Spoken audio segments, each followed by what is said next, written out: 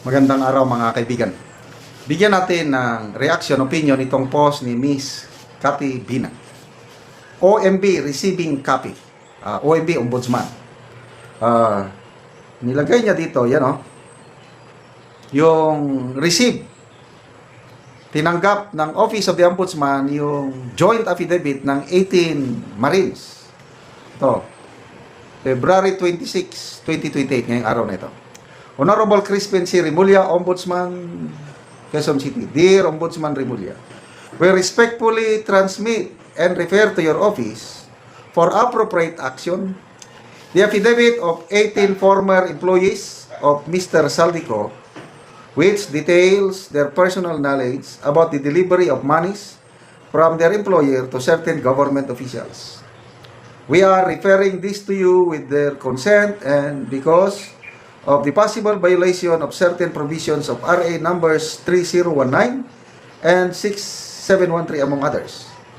For the purpose of this referral, kindly send any notice, subpoena, and other processes from your office to the affiance at this address. Care of Attorney Levito D. Baligod, Unit 6M, Bernida 120 Amorsoli Street, Makati City.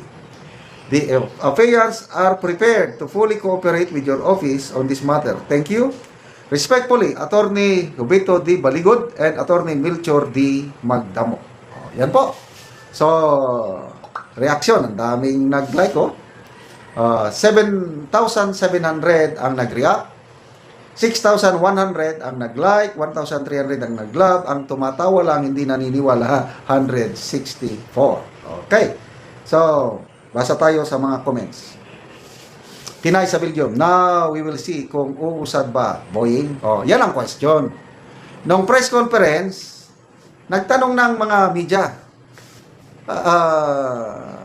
hindi mainstream media, sina Net25, Eden Santos, Bilyonaryo, yung mga vlogger.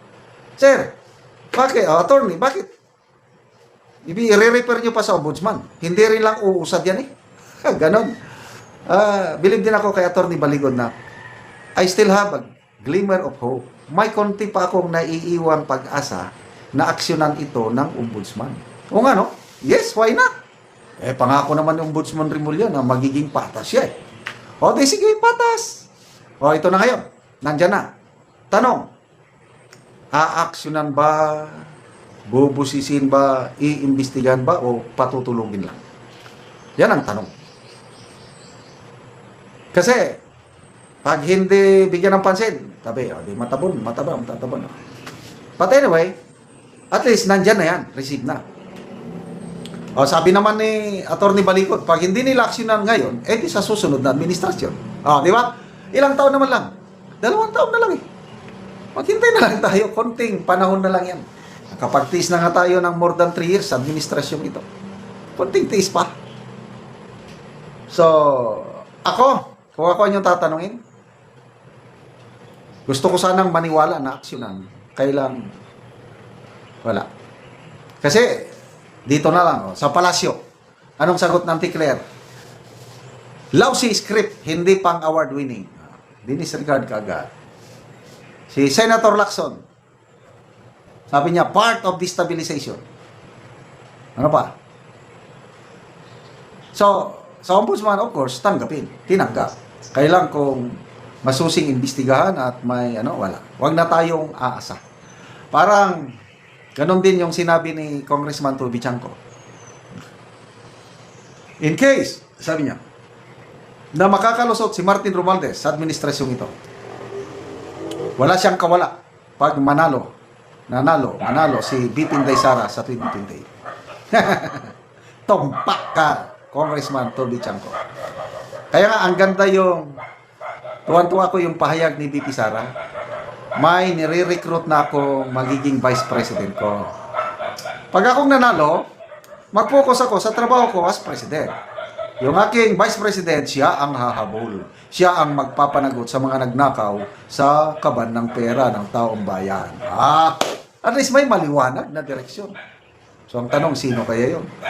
Ang mga hula, karamihang hula ay si Senator Rodante Marcoleta. Tingnan natin kung sino yun. So, yon. I hope I am wrong. Opinion ko lang ito. Sana mali ako. Sana aksyonan ng opisina ng ombudsman at makasuhan yung dapat makasuhan. Yung sabi kasi hearsay. Grabe yung isang anchor woman ng TV5. Parang pinapagalitan niya o ini-interrogate niya si Atty. Baligon sa interview. Ano ba naman yan, Atty.? Parang second hand, third hand information ang sinasabi niyo. Sabi niya, sandali. Alam mo ba ang rules of evidence?